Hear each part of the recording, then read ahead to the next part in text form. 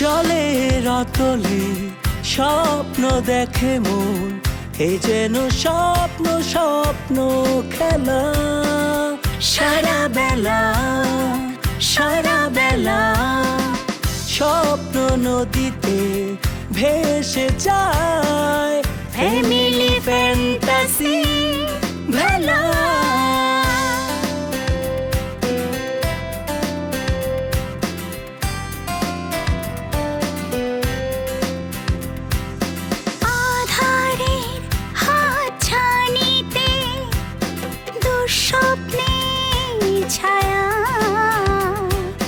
থমকে যায় সময় ঘড়ি, জানি শুধু তুমি ফিরবে বাড়ি। কাটে রাত কাটে দিন, নতুন রঙে মন রঙিন, ভালোবাসার অনিমেষ হাত ছানিতে স্বপ্নে বিভোর।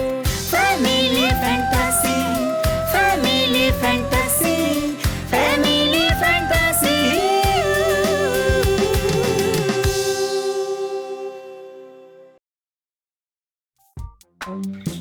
আরে আপু, তোমাকে তো খুশি খুশি দেখাচ্ছে, কারণটা কি? শোন, আবু বিদেশ থেকে আসলে আমরা সবাই মিলে একসাথে বেড়াতে যাবো। অনেকদিন একসাথে বেড়াতে যাই না, তাই না? হ্যাঁ, সামন নাকি একটা মেয়ের সঙ্গে পরিচয় আছে বুঝলি, ওর নাকি তার সঙ্গে প্রতিদিন দেখা হয়, কথা হয়, আর ওর দিকে খেয়াল রাখিস তুই বাবু। তোমার সাথে গাড়ি করে অফিসে গেলে তোমার অফিসের লোকজন আমাকে দেখলে কি বলবে বলো তো? আরে দেখলে কি বলবে তাতে কার কি যায় আসে, যা ইচ্ছা তাই ভাবো। আরে বাবা, টুডে আর টুমরো তো আমাদের রিলেশনের ব্যাপারটা সবাই জানবেই, তাই না? হ্যাঁ, আমার না ছোটবেলা থেকেই বাবার কিছু জিনিস একেবারেই পছন্দ হয় না। বাবা সব সময় আমাদের জোর করেছে, এটা করো ওটা করো, ওটা করো না, এগুলো করো না। মানে এখন দেখো বড় হয়েছি, তারপরও তার ইচ্ছে মতো আমাদের চলতে হবে। এবং বাবার লাইফে একটাই গোল, মানি মানি মানি। মানে টাকা ছাড়াই ভদ্রলোক কিছুই চেনে না। আশ্চর্য। তারপরও এই যে তোমাদের এত সম্পদ, এগুলো তো একদিন তোমাকে দেখতে হবে, সবকিছুর দায়িত্ব তো তোমাকে নিতে হবে। সেটা ঠিক আছে, আমরাই দেখবো, কিন্তু তারপর আমার তো আরো ছোট দুটো বোন আছে, একটা ভাই আছে, ওরাও তো দেখতে পারে, তাই না? সবকিছু বড় ছেলেকেই কেন দায়িত্ব নিতে হচ্ছে না? এটাই তো আমাদের দেশের নিয়ম, দেশের না পুরো পৃথিবীর নিয়ম, সামাজিকতা আমাদের।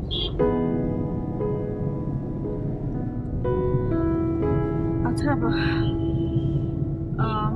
তোমার গাড়িটা একটু বাদিকে রাখতে বলবে, আমি নেমে যাই। কেন, এখনো তো বেশ খানিকটা দূর আছে, আমি তোমাকে পৌঁছে দিয়ে আসি।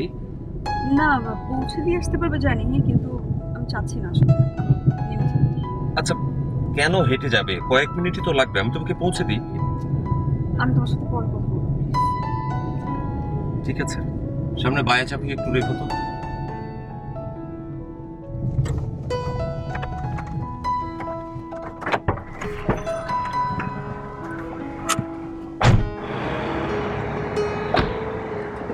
দেখো, ফোন করতে হবে।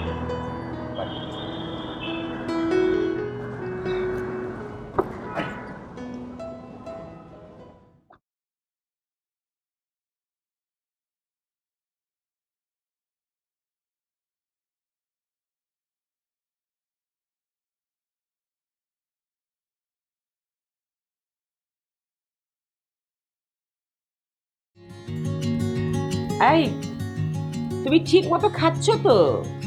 বাইরে গেলে তো তোমার খাওয়া দাওয়ার খুব কষ্ট হয়। তুমি আমার খাওয়া নিয়ে ভেবো না। তারা সাম্য কি অফিসে গেছে? ওকে একটু ফোন টোন করো। আরে করবো তো করবো, অবশ্যই করব। মাত্র তো গেল অফিসে, একটু বসতে দাও। পৌঁছাতে না পৌঁছাতে ফোন দিলে তো আবার কি না কি মনে করে। কি আর মনে করবে? আচ্ছা এখন রাখি, আমার বাইরে একটু বেরোতে হবে। আচ্ছা ঠিক আছে, শোনো, ঠিক মতো খাওয়া দাওয়া করো, কিন্তু তুমি ওষুধগুলো ঠিক মতো খেও। আর সকালে প্রেশার ওষুধ খেয়েছিলে? আরে খেয়েছি, সব মনে আছে আমার। রাখি। আচ্ছা ঠিক আছে, আল্লাহ হাফেজ। তো দুলা ভাই ওখানে যে কি খাচ্ছে না খাচ্ছে আল্লাহই জানে। আসলে ওখানে তো খায় খালি তোর ওই স্যুপ, নুডলস আর চা। ওসব খেয়ে তো দুলা ভাই থাকতে পারে বল? কেন, চাইনিজ রেস্টুরেন্ট আছে না, চাইনিজ আমরা কত কিছু খাইছি না। খালি ঝামেলা হচ্ছে লাঠি দিয়ে খাওয়া লাগে। দেখ, লাঠি না কাঠি। ওই হইলো আর কি, ওই লাঠি আর কাঠি যা হোক একটা হইলো। আচ্ছা অবু, সাম্যর সাথে কথা হয়েছে? অফিসে গেছে না কনে অফিসের নাম করে ঘুরে ঘুরে বেড়াচ্ছে? তুই যাবি নাকি একবার? কনে অফিসে? ওই অনেক গিয়ে আমি কি করব? শোনো বাবু, সাম্য আর অপ্সরার সাথে আমার কথা হয়েছে, তুমি মোটেই চিন্তা করে না। আরে চিন্তা কি আমার একটা?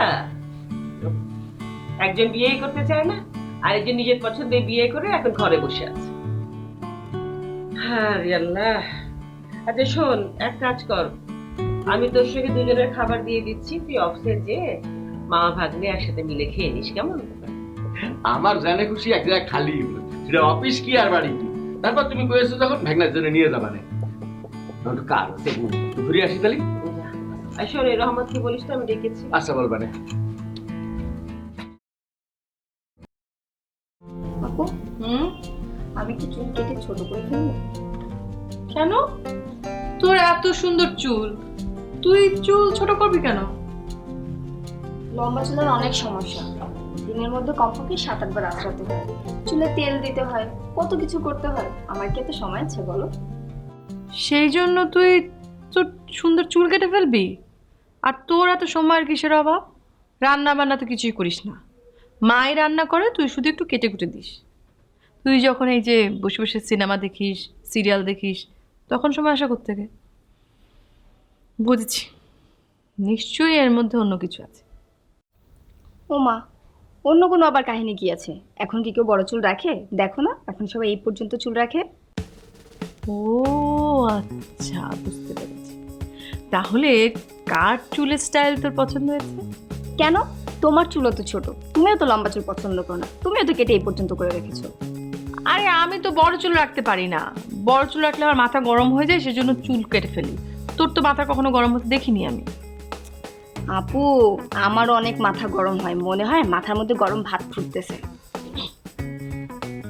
আচ্ছা ঠিক আছে, তোর যখন এতই শখ, আমি এরপর যেদিন পার্লারে যাব তোকে সাথে করে নিয়ে যাব, চুল কেটে দেবো, ঠিক আছে? সত্যি বলছো? ঠিক আছে। আচ্ছা শোন, এখন এই খুশিতে তুই সুন্দর করে আমার জন্য 1 কাপ চা বানিয়ে নিয়ে আয়, ওকে? এক্ষুনি নিয়ে আসছি আপু।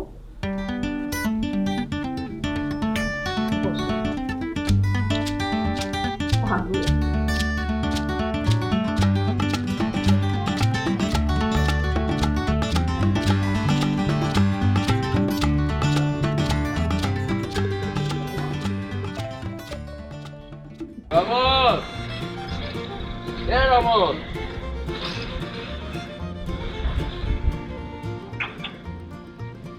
কেমন আছো?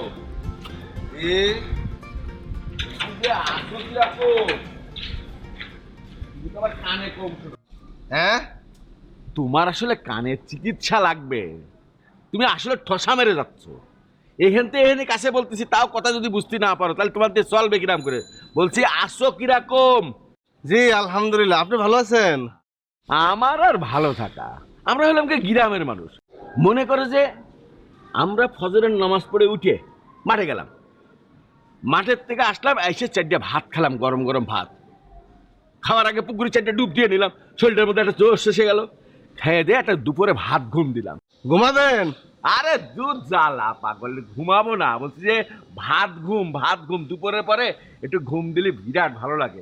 তারপর বিকালবেলা উঠে একটু বাজার পানে গেলাম, বাজারের থেকে এসে 8টার মধ্যে আমরা খেয়ে দিয়ে ঘুম দিই। ঘুমটা শান্তিতে হয়, শহরের লোক মনে হয় 1 মাসে ওরকম ঘুমাতে পারে না। হ্যাঁ? আচ্ছা রহমত, তুমি আমার একটা কথা বলো তো, এই তুমি এই দমবন্দওয়ালা শহরে এত বছর আসো কিরাম করে? হ্যাঁ, কি কইলেন? বলছি এত বছর তুমি এখানে আসো কিরাম করে, সেটা করছি। আপনার দম বন্ধ কেন? আপনি তাইছেন বেড়াইতে? আরে আসিছিলাম তো একটা কাজ নিয়ে, কাজ তো হলো না, এখন এমন একটা চক্রের মধ্যে পড়ে গেছি, মানে জাতীয় পারতেছি না। আমার না আসলে করছি দমটা বন্ধ হয়ে যাচ্ছে, ফাঁকে পড়ে আমি একবার বাড়ির দিকে পালাই চলে যাবে না। বাড়িতে কত কাজ থুয়ে আইছি, আর মাঠে খালি পায়ে না হাঁটলি পায়ে মাটি লাগছে? ওরে ভয়টা না, ওই যে মাটি দিয়ে পা দিলে মনে করো শরীরের মধ্যে কোনো একটা জোশ আসে না, এনে সব স্যান্ডেল পায়ে দিয়ে হাঁটা লাগে। হ্যাঁ? আরে স্যান্ডেল পায়ে দিয়ে হাঁটা লাগে, আর এখানে মাটি তো নাই, এরা মাটিতে পাড়া দেবো, মাটি তো নাই এখানে। আচ্ছা যাই হোক, শোনো, বুবু বলেছিল হাত মতো এটা যখন কোনো ডিউটি না থাকবে এটা লক করে দিয়ে দেখা করে এসে। হ্যাঁ? আরে বাংলা তোমার আসলে কানের চিকিৎসা লাগবে রহমত। কানের চিকিৎসা, কান কান তোমার কান একেবারে ঠসা মেরে গেছে। বুবু বলেছে যখন কেউ গেটে থাকবে না তখন গেটটা ভালো করে লাগায় বুবুর কথা শুনে আসবা, ঠিক আছে? এখন যাবো? ওরে ক্ষুধা না, সময় মতো ফাঁক মতো, এখন তো লোকজন আসা যাওয়া করে। এত বকে।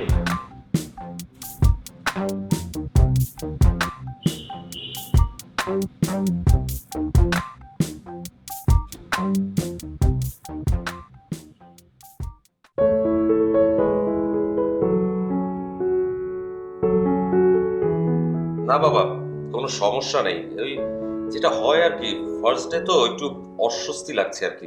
তোমার চেয়ারে বসেছি, এটার ওয়ার্মটা জানি কেমন। না না না না, তোমার অফিসের সবাই তো খুব ভালো।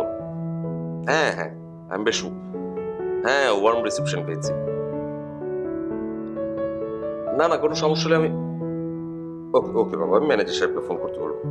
জি বাবা, আমি হ্যাঁ যে কাজগুলো চলছে সেগুলোই আমি একটু মনিটরিং করবো আর কি। স্যার আসসালামু আলাইকুম। জি বাবা, জি ম্যানেজার সাহেব এসেছেন। Thank you sir. জি বাবা, জি রাখছি বাবা, আসসালামু আলাইকুম। স্যার প্রজেক্টের সবগুলো কাগজপত্র আছে, ঠিকঠাক সবই আছে এখানে আছে সবগুলো? জি স্যার।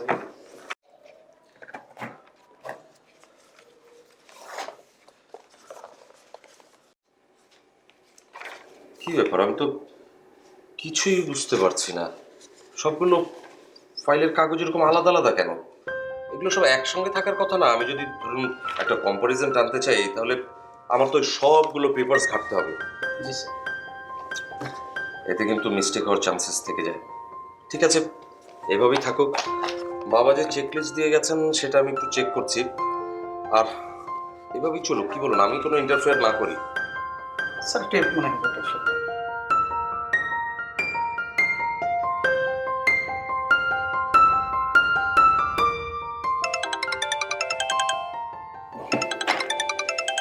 এক মিনিট, হ্যাঁ।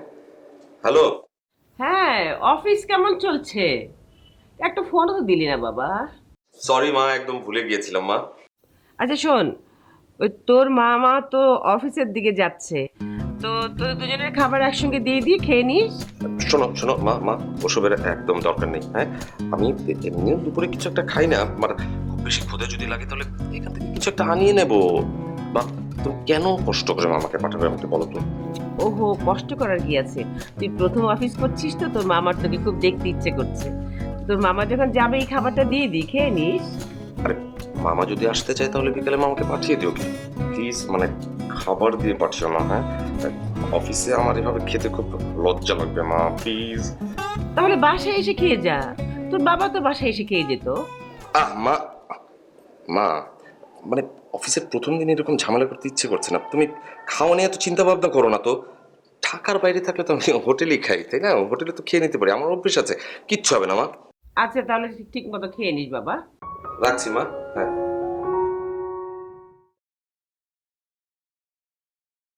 আচ্ছা আজ কি আমার আর কোনো কাজ আছে? না স্যার, আজ আপনার কোনো কাজ নেই। That's good. কিছু যদি প্রয়োজন হয় আমি আপনাকে জানাবো। বাই দ্য ওয়ে, আমাদের স্টক প্রোফাইলটা কে দেখেন? স্টক প্রোফাইলটা মৌসুম ম্যাডাম দেখেন। ও, ওনাকে কাইন্ডলি একটু পাঠিয়ে দেবেন। জি স্যার। আসি স্যার, আসলাম।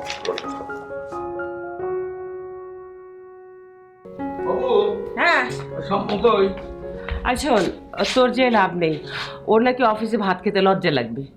তাহলে এক কাজ কর, তুই গোসল করে খেয়ে নে যা। এ কথাটা আমার আগে বললে আমি আমার হাতের কাজটা সেরে আসতে পারতাম। ও মা, আমার সাথে কথা হলো এক্ষুনি, আমি আগে জানবো কি করে? তোর আবার কি কাজ? বাবু, কাজ কি থাকে? কাজ পয়দা করতে হয়। শুয়ে বসে থাকতে থাকতে হাত পায়ে এবারে খিল লেগে গেছে। গেছিলাম হচ্ছে যে বিল্লাল ব্যাপারীর কাছে, মাছের বড় আড়ত, ওর সাথে একটু কথা কতি।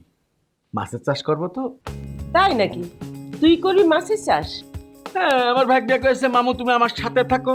সমস্ত গ্রামের যত হাজা মজা পুকুর আছে আর যত বিকাল লোক আছে সবাইকে নিয়ে একটা সমবায় সমিতি করে মাছের চাষ করে একদম ফাটায় ফেলবো। সেই মাছ তো আর গ্রামের লোক খাবে না, অত মাছ কিনা খাবে। তাই ঢাকায় বেচার জন্য অ্যাডভান্স লাইন করে রাখলাম। যেমন হয়েছে মামা তেমন তার ভাগ্নি। নিজের বাড়ির কোনো খবর নেই, পরের বাড়ি নিয়ে মাতামাতি। বুবু বিষয়টা একদম হালকা করে দেখে না। ম্যাগনা কয়েছে গ্রামের একটা লোকও আর গরিব থাকবে না, সবাই বড় লোক হয়ে যাবে না। হয়েছে, এক পাগলে বলিছে আর এক পাগলের টা নিয়ে মাতামাতি। এখন তো গোসল করে একসাথে খাবো নি। আচ্ছা আচ্ছা আসো।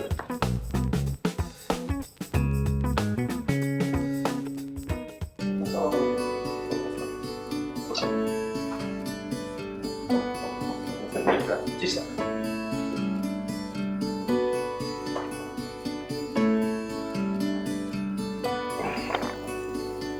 এখানে সব প্রজেক্টের ডিটেইল আছে না?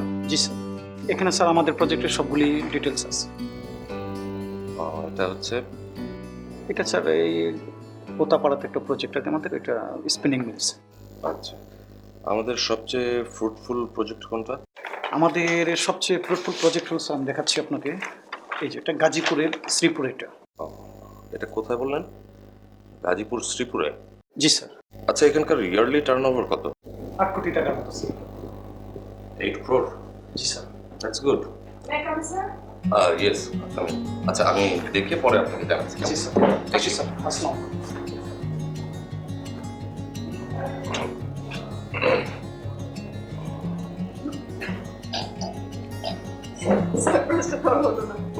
সারপ্রাইজটা হবে কিভাবে?